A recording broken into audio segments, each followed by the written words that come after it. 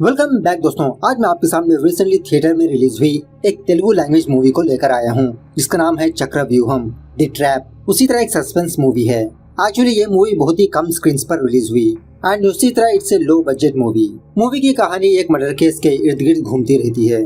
जब फाइनली ये case solve होता है, क्लाइमैक्स में इस केस का दूसरा चेहरा भी देखने को मिलता है।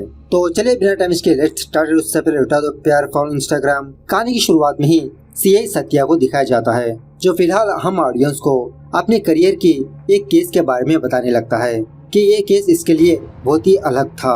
इस तरह से सीन थोड़ा फ्लैशबैक में जाने लगता है, जहाँ पर संजय नाम के एक बिजनेसमैन को दिखाया जाता है। खैर फिलहाल संजय अपने ऑफिस में थोड़ा पार्टी शार्टी करके जब अपने घर आता है तो ये देखता है कि इसका घर का दरवाजा ओपन है। घर के अंदर जाने पर पता चलता है तो इसकी बीवी शिरीषा मरी पड़ी है, खून में लथपथ। किसी ने इसको बहुत ही बेरहमी से मार दिया। शिरीषा की लाश को देखकर बेचारा संजय बहुत फुट के रोने लगता है। उसके बाद क्या था, थोड़ी देर के बाद पुलिस वाले फोरेंसिक वाले क्राइम स्पॉट पर आते हैं। इसी दरमियान में संजय का बेस्ट फ्रेंड शरत संजय के पास आता है उसको संभालने के लिए। दूसरी तरफ सीआई सत्या इंस्पेक्टर दुर्गा से क्राइम सीन के बारे में एक्सप्लेन करने के लिए कहता है। दुर्गा कहने लगती है कि सर, मरने वाली का नाम है शिरीषा, बहुत ही बेरहमी से मार दिया। शायद किलर्स चोरी के इरादे से घर में घुसे थे। घर में कुछ कैश और गहने गायब है और स्निफर डॉग्स के हाथ ना लगे बहुत ही चालाकी से घर में मिर्ची का पाउडर छिड़क कर गए। उसके बाद सत्या संजय और शरद के पास आता है संजय से थोड़ा पूछताछ करने के लिए। संजय से पूछने लगता है कि आखिरकार आज क्या हुआ, क्या आप थोड़ा हमको डिटेल में बता सकते हो। संजय कहने लगता है कि एक्चुअली आज हमारे ऑफिस में थोड़ी पार्टी थी और शिरीषा भी इस पार्टी को आना चाहती थी, लेकिन आइन टाइम पर शिरीषा की तबीयत बिगड़ने की वजह से वो पार्टी पर नहीं आई। पार्टी के दरमियान मैंने शिरीषा को बहुत बार कॉल किया, लेकिन उसने अपना फोन पिक नहीं किया। घर आकर देखा तो शिरीषा की ये हालत हुई। उसके बाद सत्या शरद के बारे में पूछने लगता है। संजय कहने लगता है कि he is my best friend. उसके बाद सत्या शिरीषा के पर्सनल लाइफ के बारे में पूछने लगता है। संजय कहने लगता है कि बहुत सालों पहले ही शिरीषा के माँ बाप का डिवोर्स हो गया था। शिरीषा अपने दादा के पास रहती थी, रिसेंटली इसके दादा की भी डेथ हो गई। इन शॉर्ट में बात करें तो शिरीषा और मैं अनाथ है। अब इसी पूछताछ के दौरान शरद थोड़ा ओवर रिएक्ट करने लगता है, मतलब सत्या को पूछताछ करने से रोकने लगता है। यह सुनने के बाद सत्या शरद को हल्के से वार्निंग देने लगता है कि जब बुलाऊं तब तुम लोगों को पुलिस स्टेशन आना पड़ेगा। सत्या का ये एटीट्यूड देखकर शरद डीएसपी को कॉल करके सत्या की शिकायत करने लगता है। मतलब शरद डीएसपी को अच्छी तरह से जानता रहता है। उसी वक्त डीएसपी से सत्या को कॉल आने पर सत्या चुपचाप घर से बाहर चला जाता है और इंस्पेक्टर दुर्गा से कहने लगता है कि मैं तो बस कैजुअली पूछताछ कर रहा था, इसके लिए डीएसपी को कॉल करने की क्या जरूरत है। खैर जो भी हो दुर्गा, इस कॉलोनी में कहाँ पर सीसीटीवी कैमरास है, उनकी फुटेज निकाल के दे दो मुझे। खैर दूसरे दिन संजय शरद के घर में रहने लगता है, क्योंकि अब इसका घर एक क्राइम सीन है। उसी तरह यहाँ पर इसके एम्प्लॉयज भी रहते हैं। उसी वक्त मल्लिकार्जुन नाम के एक बंदे को पुलिस स्टेशन से कॉल आता है कि 1 घंटे के अंदर आप पुलिस स्टेशन आइए, थोड़ा पूछताछ करना है। इस तरह दुर्गा सत्या के पास आकर केस के कुछ डिटेल्स बताने लगती है कि क्राइम स्पॉट पर तकरीबन 3 लोगों के फुटप्रिंट्स पाए गए और उसी तरह मर्डर वेपन कोई चाकू नहीं थी, उससे भी कोई बारीक चीज थी। शिरीषा के कॉल रिकॉर्ड चेक करने पर यह बात पता चलती है कि पिछले कुछ महीनों से शरद और शिरीषा के बीच बहुत सारी बातें हो रही थी। यह सुनने के बाद सत्या यह सोचने लगता है कि शायद शरद और शिरीषा का अफेयर चल रहा था। यहाँ पर सत्या जो कुछ भी सोचता है वो हम ऑडियंस के सामने दिखता रहता है। उस रात जब शरद और शिरीषा रोमांस कर रहे थे, ये चीज संजय ने देख लिया होगा। गुस्से में आकर संजय अपनी पत्नी शिरीषा का कत्ल कर दिया और इस मर्डर को चोरी का रूप देने के लिए अपने घर के पैसे ही निकाल लिया। स्निफर डॉग्स के हाथ ना लगे, अपने घर में मिर्च का पाउडर छिड़क दिया होगा। मतलब इस तरह से सत्या सोचने लगता है। उसी वक्त संजय का एम्प्लॉय मल्लिकार्जुन और संजय के घर में काम करने वाली लक्ष्मी सत्या के सामने आते हैं। सो सत्या और दुर्गा इन दोनों से पूछताछ करने लगते हैं और जिस तरह से ये दोनों पूछताछ कर रहे होते हैं, ये दोनों उन दोनों को संजय के घर में ही इमेजिनेशन करते रहते हैं। खैर पहले तो इन दोनों से ये पूछने लगते हैं कि कितने सालों से आप यहाँ पर काम कर रहे हो। मल्लिकार्जुन और लक्ष्मी कहने लगती है तकरीबन 5 साल से। इसी दरमियान में लक्ष्मी दुर्गा से कहने लगती है कि कुछ दिनों पहले संजय सर और शिरीषा मैडम ने एक दूसरे से बहुत झगड़ा किया था। शिरीषा संजय से कहने लगी थी कि संजय, कब से तुम पैसों की दीवाने बन चुके हो, पैसा हम दोनों के दरमियान में डिस्टेंस बना सकता है। इन्हीं पैसों की वजह से मेरे माँ बाप का डिवोर्स हुआ, मैं अनाथ हो गई। संजय कहने लगता है कि शिरीषा, मैं एक बिजनेसमैन हूँ, मेरे लिए हर एक रुपया इम्पोर्टेंट है। इस तरह से पैसों के मामले में इन दोनों के बीच थोड़ा बहुत झगड़ा हुआ था। तभी मल्लिकार्जुन कहने लगता है, नहीं नहीं सर, हमारे संजय सर ऐसा नहीं थे। इस तरह से अपने तरीके से एक इंसिडेंट बताने लगता है। एक दिन संजय मल्लिकार्जुन को अपने पास बुलाकर इसको हल्के से डांटने लगा क्योंकि काम में थोड़ा इसने गड़बड़ी कर दी। मलिक ने संजय से कहा, सॉरी सर, एक्चुअली कुछ दिनों से मेरी माँ की तबीयत ठीक नहीं, मेरी माँ हॉस्पिटल में एडमिट है, उसी के टेंशन में था मैं। तो संजय बिना सोचे समझे मलिक को 5 लाख रुपए देता है उसकी माँ का इलाज करवाने के लिए। एक्चुअली यहाँ पर संजय और शरद का कुछ कंस्ट्रक्शन का बिजनेस होता है। उसके बाद सत्या लक्ष्मी से उसके हस्बैंड के बारे में पूछने लगता है। लक्ष्मी कहने लगती है कि वो कल से घर नहीं आया। जब लक्ष्मी अपने हस्बैंड को कॉल करती है तो उसका फोन नॉट रीचेबल होता है। ये देखने के बाद संजय दोबारा लक्ष्मी के हस्बैंड रामू पर शक करने लगता है कि शायद लक्ष्मी और रामू पैसों की लालच में शिरीषा को घर में अकेला देखकर इसको बहुत ही बुरी तरह से मारकर घर के सारे पैसे गहने चुरा लिए होंगे। खैर दुर्गा से कहने लगता है कि तुम फटाफट से रामू की तलाश करो।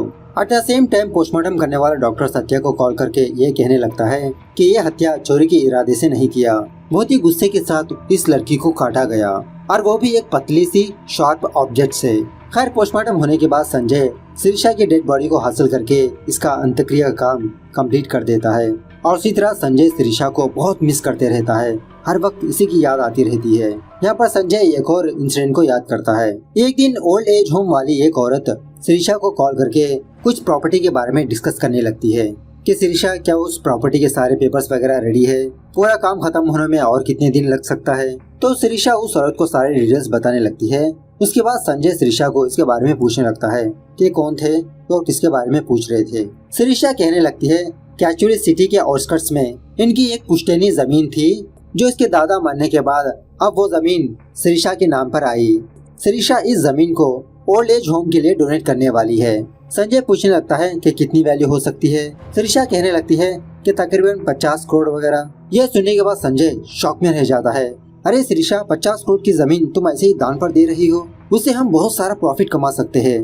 तब जाके सिरी संजय से ये कहने लगती है कि तुम कब से पैसों के दीवाने बन गए, मैंने कभी सोचा ही नहीं था कि हमारे बीच पैसों की बात आएगी।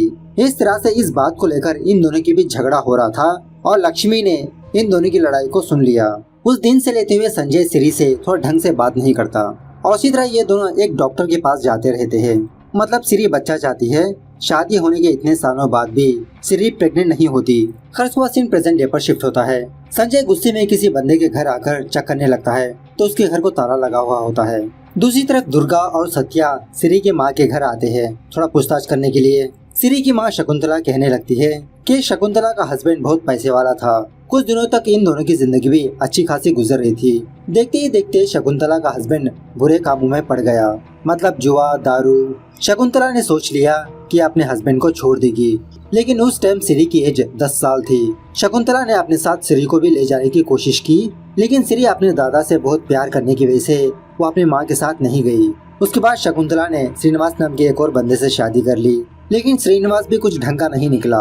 शकुंतला ने सिरी को छोड़ने की वजह से सिरी अपनी माँ से ही नफरत करती रहती है।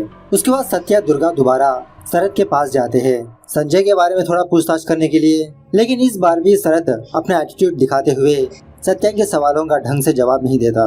दूसरे सीन में शकुंतला के दूसरे हस्बैंड श्रीनिवास को दिखाया जाता है जो फिलहाल किसी बार में बैठकर अपने दोस्तों के साथ दारू वगैरह पीते रहता है। जब पुलिस वाले इस बार आते हैं श्रीनिवास को पुलिस स्टेशन ले जाने के लिए पूछताछ के लिए, उसी बार में पुलिस वालों को लक्ष्मी का हस्बैंड रामू नजर आता है जो पुलिस से बचकर जा रहा होता है, लेकिन कांस्टेबल इसको पहचानकर इसको पकड़ ही लेता है।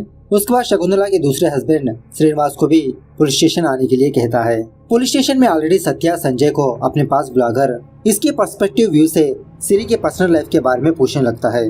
तो संजय की स्टोरी भी सेम होती है, वही जो सिरी की माँ ने बताया था। इसी बातों ही बातों में सत्या संजय को एक सीसीटीवी फुटेज दिखाने लगता है। मतलब आज सुबह संजय ने एक बंदे के घर गया था, उस बंदे का घर को ताला लगा हुआ था।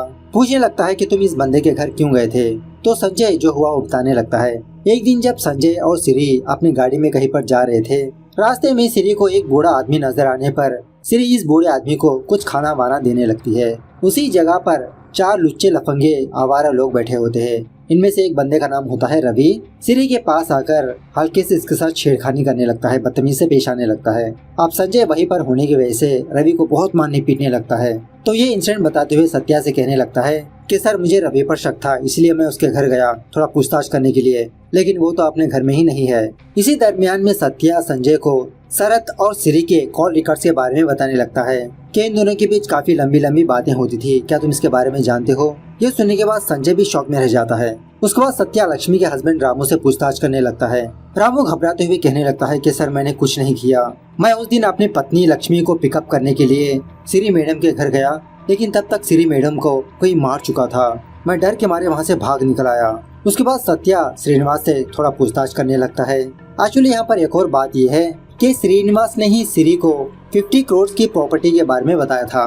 तभी दुर्गा सत्या को एक सीसीटीवी फुटेज दिखाने लगती है। ये देखकर सत्या के तो होश उड़ जाते हैं। जिस दिन सिरी का मर्डर हुआ उस दिन रवि सिरी की कॉलोनी में नजर आया था। दिखने में ऐसा लगता है कि रवि थोड़ा घबराया हुआ था।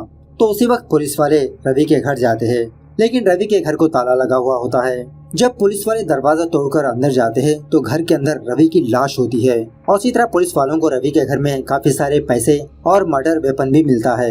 एक्चुअली वो मर्डर वेपन एक पेपर कटर होता है। सत्या सोचने लगता है कि अगर रवि ने सिरी को मारा होगा तो रवि को किसने मारा होगा। दुर्गा से कहने लगता है कि फटाफट से ये मर्डर वेपन पैसे फोरेंसिक लैब में भेजो।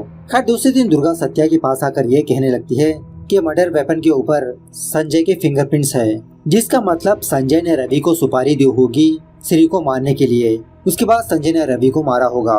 सो इसी सबूतों के बलबूते पर सत्या फटाफट से संजय के पास जाकर इसे गिरफ्तार करने लगता है। पुलिस स्टेशन जाते समय संजय बताने लगता है कि सर मैंने सिरी का मर्डर नहीं किया, शायद आपको कहीं पर गलतफहमी हुई है, कोई मुझे फंसाने की कोशिश कर रहा है। लेकिन सत्या संजय की बात ना मानने की वजह से संजय गाड़ी से कूदकर भागने लगता है। पुलिस वाले संजय के पीछे लगते हैं, लेकिन संजय पुलिस वालों के हाथ नहीं लगता। उसके बाद संजय किसी बंदे का फोन लेकर अपने बेस्ट फ्रेंड शरद को कॉल करता है। कहने लगता है कि पुलिस वाले मुझे अरेस्ट कर रहे हैं, तुम फटाफट से हमारे केबिन का हिडन कैमरा का सीसीटीवी फुटेज चेक करो, शायद उसमें कुछ सबूत मिलेगा।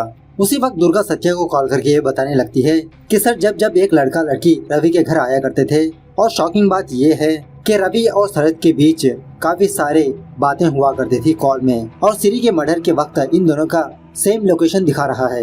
ये जानने के बाद सत्या फटाफट से शरद के पास जाता है। शरद अपने कैबिन में नहीं होता, उसके सिस्टम के मॉनिटर में ही पुलिस वाले ये देखते हैं कि संजय पार्किंग लॉट में आया हुआ है। जब तक पुलिस वाले पार्किंग लॉट पर जाते हैं संजय तो वहाँ पर मौजूद नहीं होता, लेकिन गाड़ी में शरद मरा पड़ा होता है। जब पार्किंग लॉट का सीसीटीवी फुटेज चेक करने पर यह बात पता चलती है कि साला हार्ड डिस्क से गायब है।